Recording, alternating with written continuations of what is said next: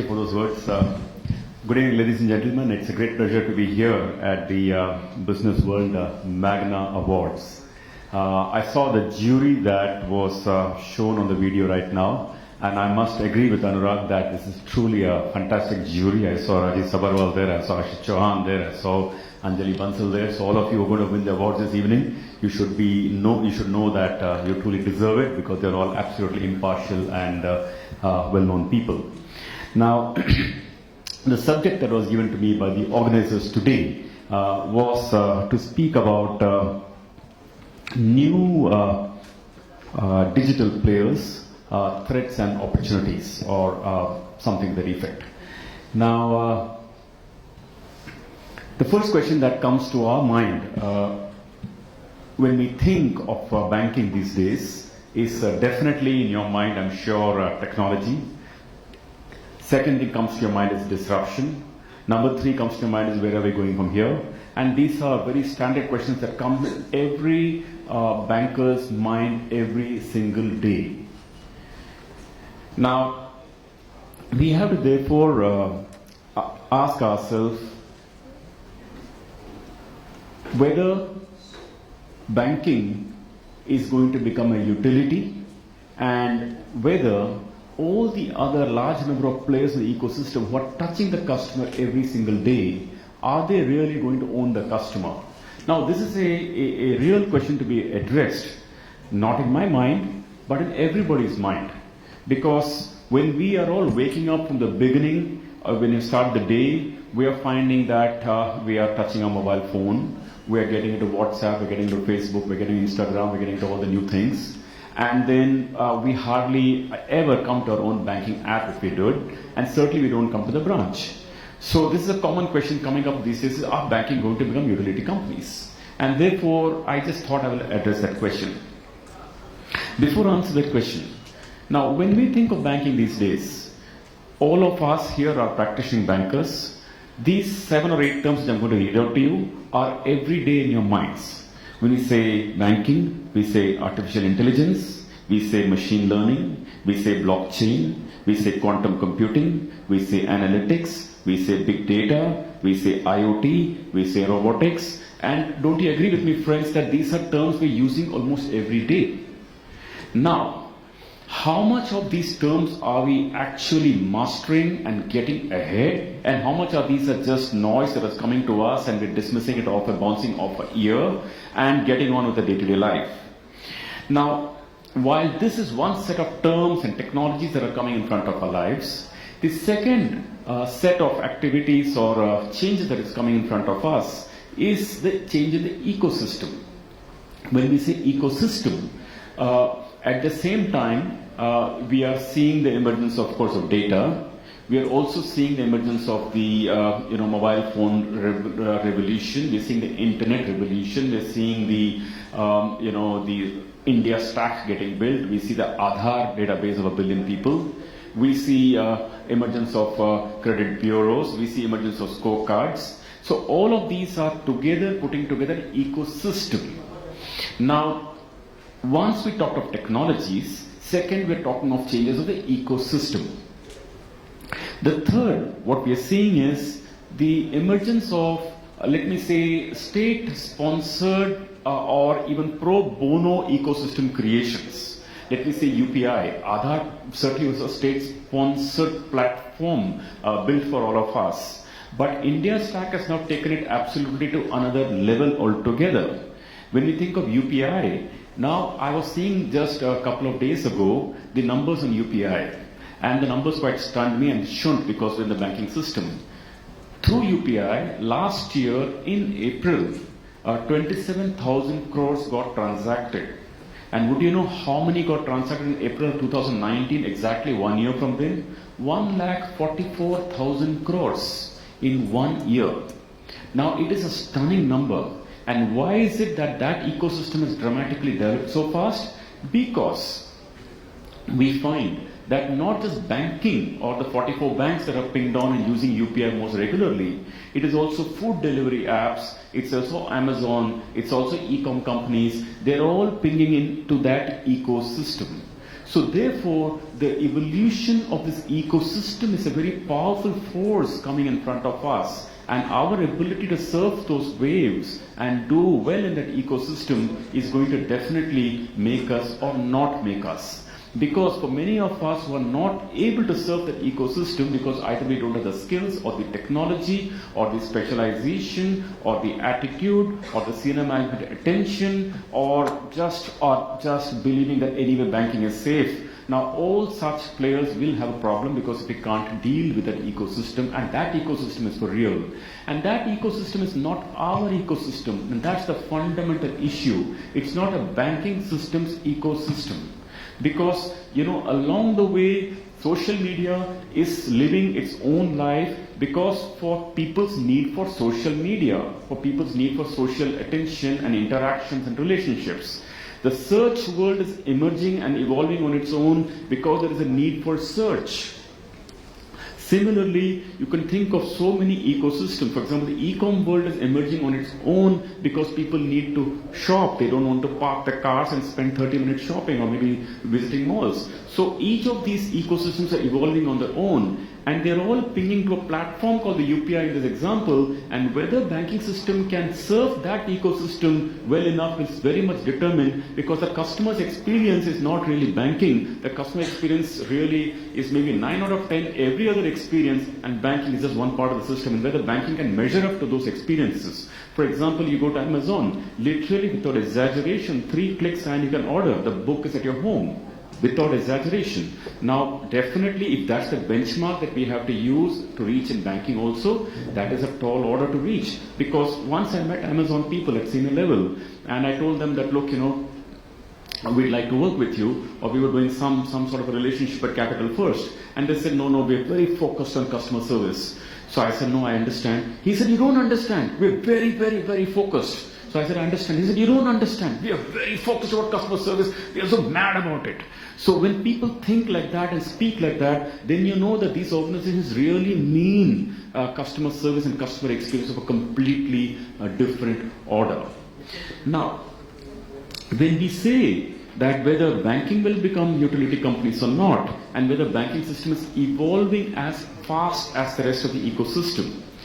Now, there are enough examples like Toys R Us filed for bankruptcy, and all of us know that.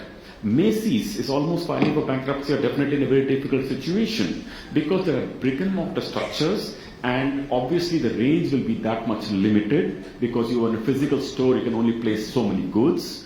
And then these people also have issues about people have to come and park the vehicle, there are parking, there are valet services, all that is expensive, and finally they got to come and they got to shop and they got to go away. Because they are physical brick and mortar structures and could not evolve with the ecosystem, what has actually happened is that many of them are having to file for bankruptcy. I'm not seeing that happening to banking so much right now, because I'm actually seeing banking system evolving much faster. I must read out one data point to you, and it is quite relevant when I was doing a little bit of surfing to figure this out. When we see banking, the number of bank branches opened in 2013-14, new branches, India, all banks put together opened 10,310 branches. In 14-15, the banking system together opened 7,655 branches. In 15-16, the number of branches opened came down to 6,217. In 16-17, the number of branches opened came down to 4,023.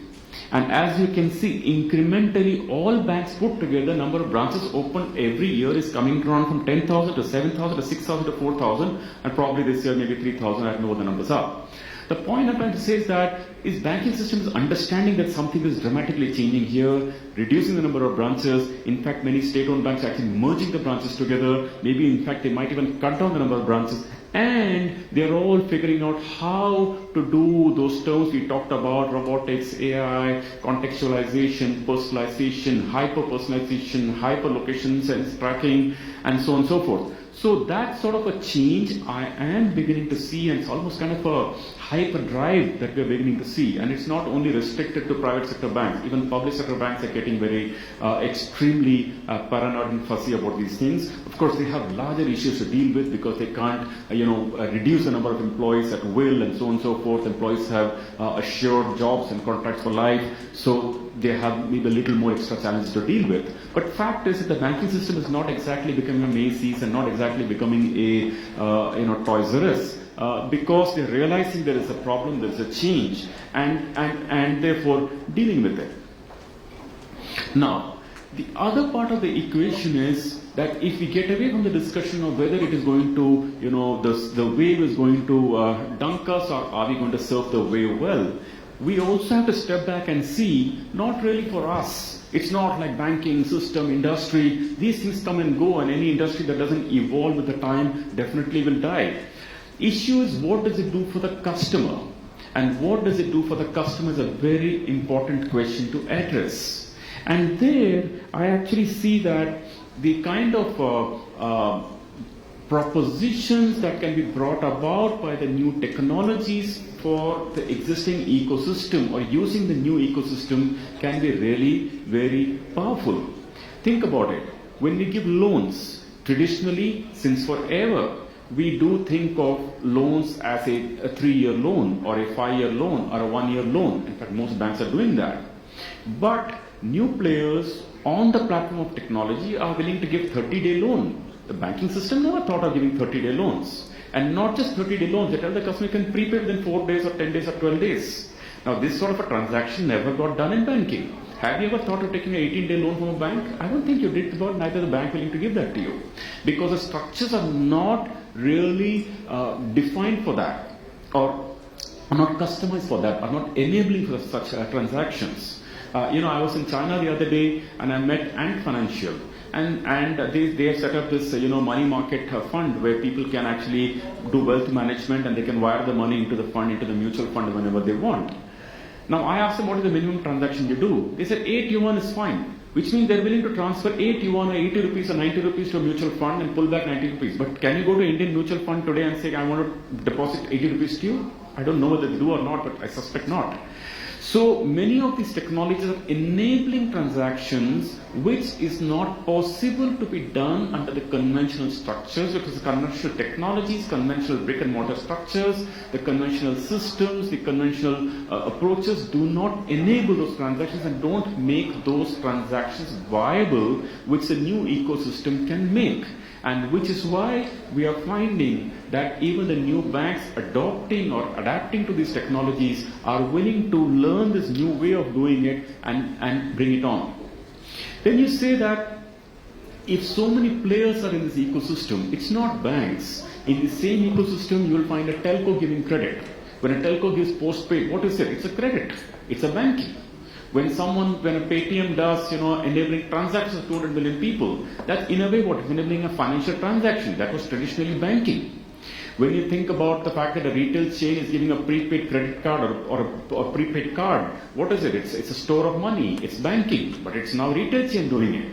Whatever retail chain gives a credit to its customers and they pay me back next month, that's banking, that's credit. That's in its own conventional way. So the competition or the approach is not so much defined, and even regulation cannot be a protection to banking. It traditionally was, but will no longer be, because technology cuts across all of these things and allows a telco to give credit or a banking to give credit or retail chain to give credit or someone to enable transactions. It cannot be. So therefore, regulatory protection is also no protection for these changes or evolution of these technologies. So when regulation is also not a protection, then what is the protection? Actually, I think none. But when I thought hard about this, I came across one. But I'm not sure how long this will last or not. I figured out that if a telco is giving someone a credit facility saying on a post-paid basis, saying pay me next month, they are paying out of their working capital. They are paying out of the working capital, and which means they are using their scarce capital. We should remember very well that equity is also capital, borrowed money is also capital. It's a debt capital, all right, but it's also capital. They're having to. Now, a banking system is officially allowed to leverage 10 times the net worth. So the ability to use the balance sheet will not be as much for a retail chain or a telecom company, etc., because they can't leverage more than once or twice, beyond which they will be seen as a very a dangerous entity to lend to, or their financials will be seen under pressure. While for a bank, leveraging of 8 times or 9 times, or an NBFC maybe 7 times or 6 times is considered perfectly normal. So the only bit or change available is that a bank still has a leveraging capability on the balance sheet and can book loans worth 100,000 crores or 700 crores or 10 lakh crores like big banks do, or if it's an SBI, maybe even 36 lakh crores. And that sort of facility is not available for, let me say, any of the retail chains. Fintechs don't have those sorts of balance sheets, and which is why you usually find the fintechs or the small-time fintechs as a start. They'll probably be platforms that are probably putting together. I don't mean fintechs like the Paytms and the big fintechs. I mean the most common, thousands of startups that we see. The point, therefore, is that that's probably the only bit of protection available, that you've got a balance sheet on which you can experiment, you can leverage, which the traditional retailers don't. But barring that, there is hardly nothing that actually protects you from this new environment. Now, if this doesn't protect, then is banking a commodity? Now, that's a question to answer. If it's a commodity, of course it will be a commodity. If you are expecting our customers to come to our branch and do transactions with us and go away, if we treat ourselves as a source of deposits, if we see ourselves as a source of giving out money through a teller, through a counter, customer have to wait for 10 minutes, 15 minutes and withdraw cash and all the stuff, we think about it in the traditional, of course it will be a commodity, it's going to go away. But if you don't think of it like a commodity, but if you think of it as an experience, and think of it really as an experience, not just to say just for academic subject or speeches, but to really think of it as an experience, then the game dramatically changes. And it's very real. I was reading the other day that Starbucks has $1 billion in its prepaid cards. Can you imagine? Starbucks having $1 billion, which means people like us have gone and given Starbucks money to keep it themselves for free, so that you will enter the next time the coffee chain shop and withdraw cash from them. And if Starbucks had been a bank, that probably be a mid-sized bank or a small, for $1 billion of cash for nothing, obviously they don't pay a single rupee of interest. Why? Because Starbucks is an experience, and Starbucks is not a commodity. If Starbucks had been selling coffee, I'm not sure I'm going to pay prepaid money of $1 billion to them. If you see PayPal, when I last read about a year and a half ago, $50 billion of money lying in the prepaid account. Now, can you imagine anybody leaving that account? Because of an experience, because of the interface, because of the connections they have done, and because of their ability to connect to the larger ecosystem where you can enable seamless payment transactions. That's the point. The point is, if it's an experience, people will pay for it. Look at Apple. Why do people pay the kind of money, $1,000 and more, or maybe more, to buy iPhone X? Because it's an experience. But that takes them into brand context. But even without a brand, just the sheer fact that it's an experience that people pay for. But if people can leave $1 billion at Starbucks, and by the way, 40% of Starbucks transactions are coming by their own prepaid card holders coming and swiping back on the Starbucks machine, taking it back. It's an experience. So therefore, if the banking system were to provide as an experience to customers and not ask customers to come and stand and park the car in a branch and come and deposit money, imagine if customers came to a branch, how many interactions can you do? You can do 1 or twice or thrice interactions a year. But someone else is touching the customer on Facebook, or someone touching the customer maybe 5 times a day. So obviously there is no way banking system can compete with the new ecosystem if it is based on physical touch. And I'm already beginning to see the Indian banking system evolve to that, which is why I read out all those numbers to you in terms of the number of branches being opened and so on. So therefore, the way we look at it is that there is an extraordinary opportunity that is coming our way if we can serve this digital way. Many people ask us, saying that, when we were capital first, how did you get the volumes you did? Because we were 94 crores of loan book in 2010 in capital first. The next year we were 770 crores. The next year we were 2,700 crores. The next year we were 5,000 crores. The year after that we were 7,500 crores. Next year 12,000 crores. Then 16, then 20, then 27, then 30. So in about 7 years we grew from 94 crores to 30,000 crores of retail credit. Just plain retail credit at a CAGR of close to about 25 to 29%. Why? Because we never took on ICICI Bank, IDFC Bank, we never gave an auto loan, we never gave a home loan to, go and give a loan to Infosys at 8.5%. We just never did those things. We were borrowing at 14.5%. So obviously we had to lend when we started capital first. We were lending at 21, 22%. Obviously lending at 21, 22%, you can't lend at 21, 22% to an employee working in Infosys or Unilever. So obviously then you find a different sort of a profile to borrow. Now the different sort of profile you borrow, then you need to give a credit capability to evaluate that customer very differently through algorithms, scorecards, and so on and so forth. Now, obviously there is an opportunity there that was available that someone went and got it. Now when we got to that scale, now we merged with IDFC Bank.